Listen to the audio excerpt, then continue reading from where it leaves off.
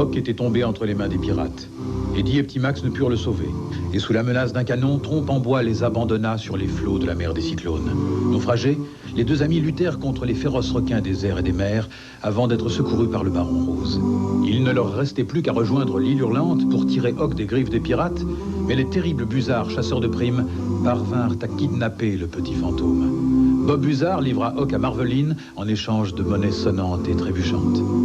La diabolique sorcière se servit du fantôme comme appât pour attirer Eddie et Petit Max dans un piège. Elle transforma Petit Max en vieux lapin radoteur et Eddie en un inoffensif petit ourson. Hoc, désemparé, invoqua le maître de tous les fantômes, le grand Ectoplasmus. Celui-ci parvint, grâce à sa puissante magie, à sauver les trois amis et à faire fuir l'ignoble Marveline. Ectoplasmus invita alors Eddie et Petit Max dans son mystérieux château hanté, au sommet de la plus haute montagne de l'univers des 4 éléments.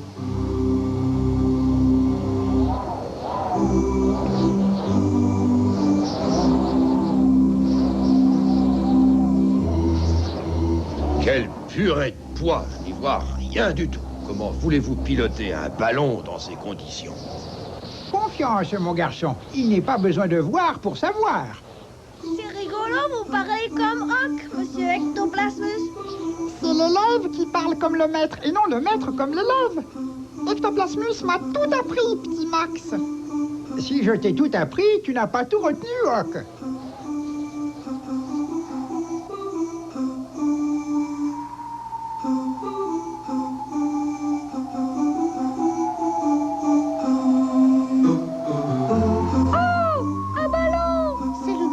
Il revient avec Hoc. Le maître revient avec Hoc.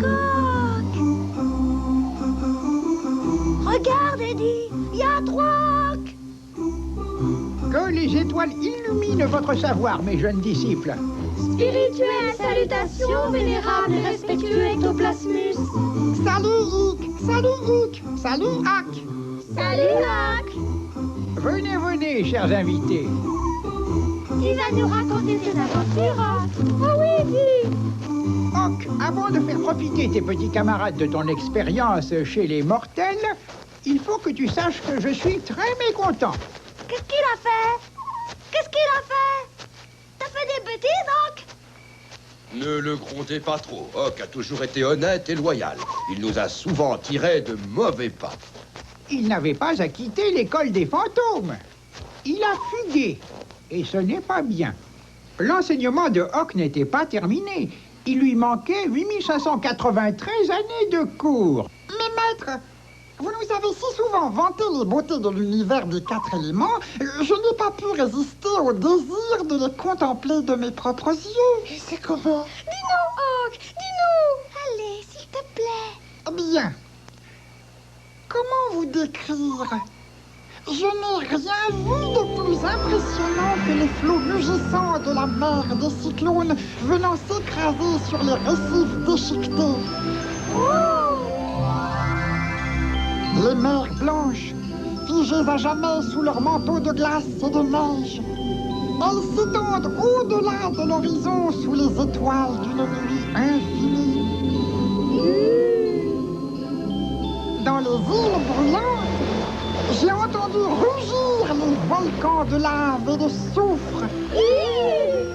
J'ai vu les forêts de cactus géants et les collines de sable du désert des 1000 dunes. J'ai humé les senteurs des épices et des encens du marché d'Antarcos. Et tout cela n'est rien comparé aux sombres, envoûtante et mystérieuse jungle qui enveloppe les terres obscures.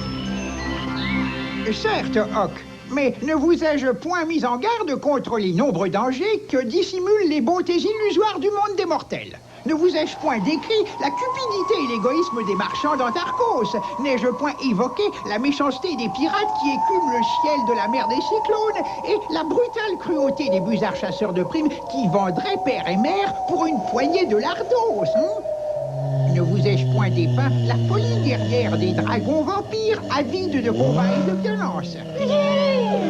À vous entendre, on penserait que l'univers n'est peuplé que de méchants. C'est pas vrai?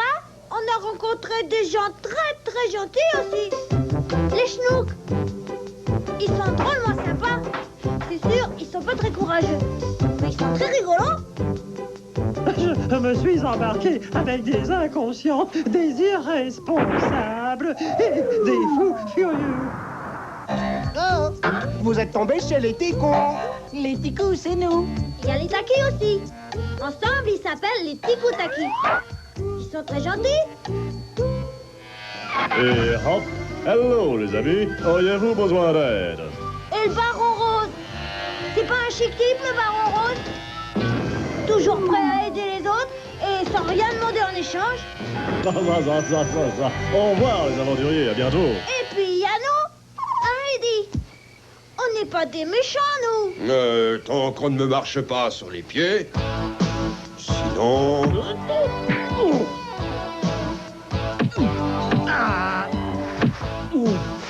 Parce que, faiseur de temps, pirate, moi, j'ai peur de personne. Allez, Eddie, vas-y. Écrasez. Avec plaisir. Et il y en aura pour tout le monde. Mais dis donc, tu as dû vivre des aventures passionnantes. Raconte-nous, Hawk. J'ai rencontré le singe tropique, le faiseur de temps, maître des terres obscures. Il m'a enfermé dans une bouteille. Il voulait m'obliger à lui révéler la magie des fantômes. Mais je n'ai pas cédé. Bravo, tu as bien fait, Hawk. Puis un jour, Trompe en Voix, le chef des pirates, il m'a volé la tropique. Lui aussi, il voulait connaître la magie des fantômes. Mais là non plus, je n'ai rien dit. Bravo, tu as bien fait. Puis, pendant une violente tempête, la bouteille dans laquelle j'étais est tombée à la mer. Oh, Et c'est moi qui l'ai sauvé. parfaitement, c'est lui. Oui, il croyait que j'étais un génie. Un génie. C'est bête, un hippopotame. C'est pas un hippopotame, c'est un éléphant. Je ne suis ni un hippopotame, ni un éléphant. Je suis un ours. Un ours. Un ours de l'île aux ours. Comment ça, l'île aux ours? C'est aussi beau que les flots mugissants de la mer des cyclones? Que les splendeurs glacées des mers blanches? Aussi impressionnant que les jungles envoûtantes des terres obscures, hein? Je ne sais pas. Il n'en vient pas de l'île aux ours. Il veut y aller. Seulement, il ne sait pas où elle se trouve. Mais Hawk, pourquoi tu ne lui as pas dit où elle se trouve? Hein? Oui, pourquoi? Je ne pouvais pas. Comment? Tu sais où est l'île aux ours, mouchoir de poche? Tu le sais depuis le début? Et tu nous as rien dit. Tu nous as fait encourir 1000 dangers et tu nous as rien dit. Pas bien, Hawk. C'est pas bien du tout. Je vais t'essorer, mouchoir de poche. Calmez-vous. Calmez-vous, mes amis. Eddie devait affronter les faiseurs de temps avant de trouver l'île aux ours. Telle était la prophétie. Tel était son destin. Hawk ne pouvait pas contrarier la prophétie. Il fallait que ton destin s'accomplisse, Eddie. Mais quelle prophétie? C'est quoi une prophétie? La prophétie dit que lorsque l'ours masqué, l'île aux ours aura trouvé, des faiseurs de temps, ça ne sera plus le temps. Mais elle ajoute aussi, l'ours masqué, l'île aux ours ne pourra trouver que lorsque des 4 faiseurs de temps, il aura triomphé. Mais nous, les fantômes, nous n'aimons guère les faiseurs de temps. Les faiseurs de temps. Hawk a triché, il t'a souvent aidé. Moi-même, je t'ai secouru. Moi, les prophéties et les destins, je m'en fiche. Je veux savoir où se trouve l'île aux ours. Moi aussi, je veux savoir. Ta quête touche à sa fin, Eddie. L'île aux ours est proche. Va là où le soleil se lève. Là où le soleil se lève. Oui, Eddie. Au-delà de l'horizon, au-delà de l'univers des 4 éléments, là où se trouve l'île aux ours. Bon, alors comme c'est pas la porte à côté, vous nous excusez. C'est pas qu'on s'ennuie, mais on a une île à trouver. Petit Max, Hawk, vous venez? On est parti. Oh, je ne viens pas avec vous, mes amis. Quoi? Tu ne viens pas? Mais non, c'est pas possible, Hawk. Même si t'es un gros cachetier, le fantôme, on t'aime bien. On a commencé cette aventure ensemble, on la finira ensemble. Je dois rester. Je dois poursuivre mon enseignement. Cette aventure m'a enrichi, mais elle m'a prouvé qu'il me restait beaucoup de choses à apprendre. On ne t'oubliera pas. On pensera toujours à toi, Hoc. C'est ainsi que, le cœur serré, Eddie et Petit Max firent leur adieu à leurs compagnons d'aventure. Au loin, là où le soleil se lève, était le but de leur voyage. Mais pirates et dragons vampires n'avaient pas renoncé à leur sinistre projet.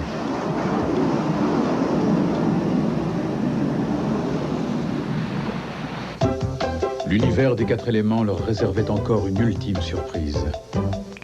Une dernière fois, l'aventure tissait sa toile de rencontres, de périls et de mystères. Car déjà, dans l'aube naissante, se dessinait enfin l'île aux ours.